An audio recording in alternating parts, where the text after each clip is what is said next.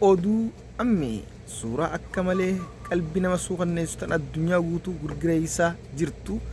haati teenya tun daa'ima isii harka qabachuudhaaf jechuudha rasaasarraa oolfachuudhaaf maxxansite garuu oolchuu hin dandeenye wal waraansa jecha obboleeyyan jidduutti eegalame kan wal gama ba'anii wal waraanaa jiran Allahu akbar walirra jechuudhaan akka waan injifannoo diina amantii wajjin wal qabatanii jechuudha walirratti banaa jiranitti Suudaan keessatti gaggeeffamaa jiruun akkasitti jechuudha rasaasaan ajjeefaman dhugatti waan nama suukanneessaa ilma isii baafachuudhaaf haati hanga ilmoo jaalattu beeytanii miti fiqqabduus daa'ima xiqqaa kana oolchuu hin dandeenye rasaasarraa deebisuu hin dandeenye qaamni hidhate kun kan jechuudha gama lama bee wal waraan ummata nagayaa keessattuu kaleef irra gidduutti viidiyoon Suudaan keessaa ba'aa jirtu kan magaalaa Sharif keessatti lola gaggeeffamaa jiruun waan hedduu qalbii nama cabsuu fi nama suukanneessuu xiqqaate namoota 70,000 xiqqaatanii tuqaa irraa buqqee namoota hedduutu jechuudha akkanatti rashaname jechuudha bu'aan jechuudha lolaa kanaa jechuudha miidhaa malee bu'aa takka faayidaa kan qabne akkanatti asirraa agarra kun ammoo dhaabbilee miidiyaalee addunyaa guutuun akka malee qoodamaas jira addunyaa guutuus suukanneessaa jira kan duuba kana jiruus qaama kana duuba jiru Dubaay ta'uudhaas himamaniiti jira mootummaa Dubaay ta'uu qaamnummaan mootummaan guddate maaliif jechuudha biyyoota Afrikaa kanaa fi biyyoota miskiina duuba dhaabbatee obboleeyyan waliin fixaa kan dhibee kanaa baran kanatti aansuudhaan rabbiin nagaa buusu du'aa godhaadhaa fi inshaallah rabbiin nagaa buusu Suudaan dhugatti waggaa sadeen kana isaanis waggaa lamaan kana ibidda akka malee jechuudha jireenya hadhaa'amaa dhandhamaa jiranii jechuudha hawaasni hidhatee beekii hidhateetii silaa quufee wal lola hawaasni immoo keessatti dhumaatii addaatiif saaxilamee jira jechuudha rabbi nagaa buusu obboleeyyanis rabbi walitti araarsu kanatti aansuudhaan olmeen gaazaa ibidda wal faana Israa'el gaazaa irratti roobsaa jirtuun lola labsatte jechuudha yoo xiqqaatte namoota hedduma qofa namoota 100 oltuutu wareegame gaazexee isaa tokko dabalatee walgalatti erga waliigaltee dhuhaasa dhaabuu mallatteessaniin booda arkuma sii haxixxiitu gattaa'uu diduudhaan namoota 210 wareeguudhaan namoota 597 madeessiteeti jirti jechuudha Israa'el kanatti aansuudhaan ammoo waraanni isaanii kan opereeshina goone jechuudhaan gaazaa irratti lola banaa jiru lama moosa guyyaa irraan tanaa bishaan owwaa dhuganii jiran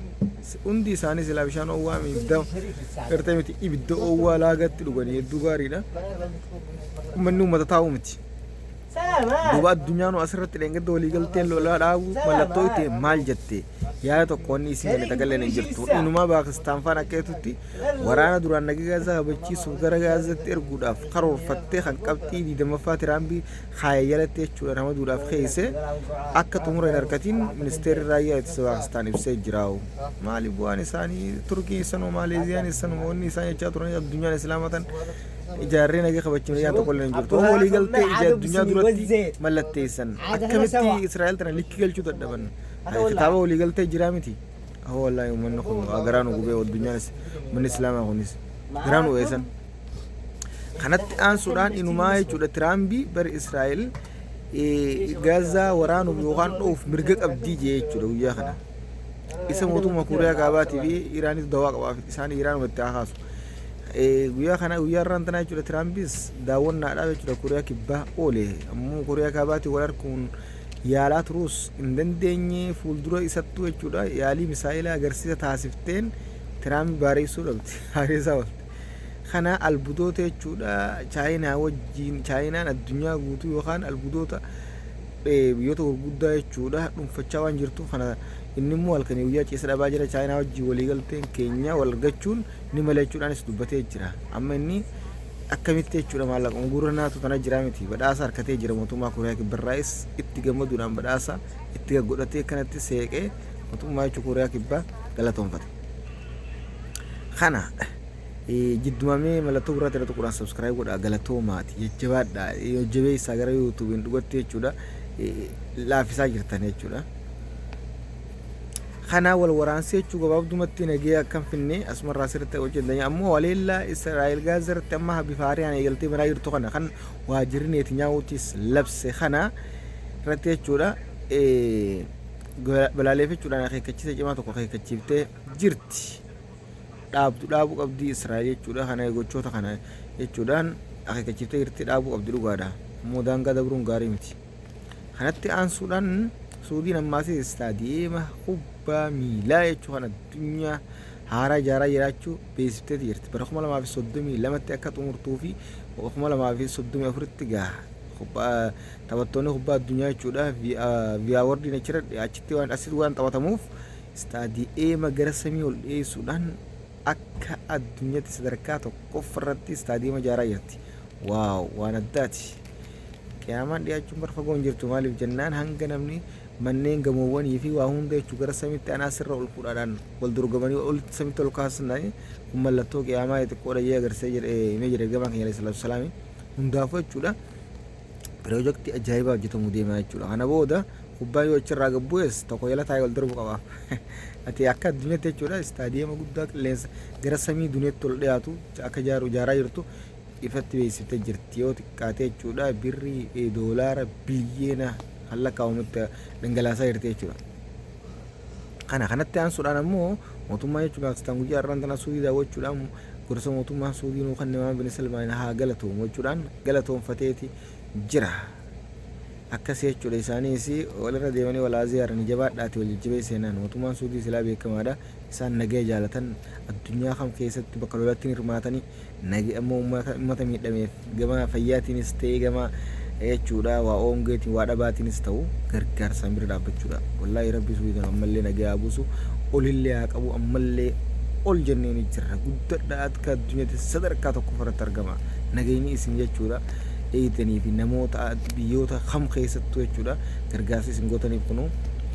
kan isin ol kaasu kan nagaya keessan eessisu rabbiitu isin eega waan ta'eef jabaadha galatooma jennaan galatooma shukuran. Kanatti aansuudhaan lola Afgaanistaan fi Paakistaan gidduu deemaa jiruun guyyaa irraan tanaa dargaggoonni Paakistaan 6 wareegamuun gabaafame. Kunis jechuudha waliigaltee waliin jechuudha Qataritti taa'amee fi kan Istaanbulitti taa'ames cabsuudhaan lollee Afgaanistaanii qonnaatis bu'aadha. Waliigalteen sun bu'aa dhabuudhaan hojiirra kan hin oolin aleellaan isaan gidduu deemaa jirti jechuudha. Wal waraansi kunis itti fufee jira. Rabbi nagaya buusu silaa barana addunyaan karaa hundaan loluma jirti shoorka addaa jirti. Kanatti aansuudha jechuudha Raashiyaa fi Yukureenis lola walumatti jirti. Hayi lolli addunyaa eessuma deemaa jira. Kanaaf rabbi nagaya buusu addunyaan tun hedduu nama sodaachisaa jirti dhugatti jechuudha. Garuu hawaasuma nagaya kanatti bilaashitti dhumu kanaatu hedduu garaa nama nyaata. Kana lolli Suudaan keessatti deemus lola akkaan qalbii namaa cabsaa jiru jechuudha. Kan keessattuu fiidiyoon kalee fidheen gadi itti jirtuun fiidiyoon akka malee addunyaa guutuu shororkeessitee girgireessaa jirtu hazaatana dawwaloo. Akkasii jiddumamee mallattoo gurraatiin tuquraan subscribe godhaati nuti dabalamaa meeyaatii keenya ta'a galatooma isin jaa karaa biyya oduu beekeetiin isin deebi'a jiddumaan Dr. Abiy Naasaa jechuudha paarlaamaa irratti taasiseen bishooftuu jechuudha buufanni xiyyaaraa jechuudha bishooftuu ijaaramaa jiru kan istaandardii akka addunyaatti eegamee fi akka Afrikaatti tokkoffarra jiru jechuudha ta'uu beeksisuudhaan akka jechuudha jaarmaa isaatiif doolaara biliyeena 30 ol akka jechuudha fudhatus ifatti ibseeti jira. Waaw itti dabaluun ammoo jechuudha nageenya wal waraansa keessootiif ammoo nuti yeroo hunda karaa marii nagayaatiin araaraatiin ulaan teenya banaadha jeega gaafilee miseensonni mana marii bakka bu'ootaa gaafateen kan deebisee ta'uudhaas ibseeti jira dhugatti jechuudha. Mootummaan kun nagaya hin jaalatu jechuun naaf jechuudha Geetaachoo Raddaa warbeetti harkuunu gayaadhaa kunu jechuudha akka mootummaan kun nagaya jaalatu marii araaraa jechuudha nagaya fudhachuu jaalatu ni ibsaa jechuudhaan kaa'ee waa'ee ulaa galaanaa irratti immoo atiyoon ulaa galaanaa fuuldura argachuudhaaf jechuudha eebboo deebii hin qabdu kun dhimma jiraachuuti dhimma maasii dirqamaan fudhachuuti tola nagaya taatus nagayaan araaraa mariin taatus dirqamaan taatus fudhatamuu qabdu. Eltiraan ammoo gongumaa galaana diimarraa dhorkuu hin dandeessu jechuudha. Inumaa akeekkachiisa cimaa jechuudha mootummaa jechuudha Eltiraa guutuu akeekkachisee jiraa'u jechuudha. Uummanni Eltiraa xiqqeenya irraa kan ka'e waggatti Itiyoon jechuudha namoonni Itiyootti waggatti dhalatan dachaa Eltiraa caalanii jechuudha. Eltira geenii uummata Eltiraa kana geenye jechuudhaan haayee jira jechuudha. Dhugatti namoonni miliyoona 130 ol jechuudha haamatti dhalatan Eltiraa xiqqoo nama caalanii namni nama tokko akkasitti haala hunda jechuudha haasa bal'aa taasiseeti jira. san keessaa dhimmoota jechuudha ijoodhaas kaasuudhaan dubbateeti jira.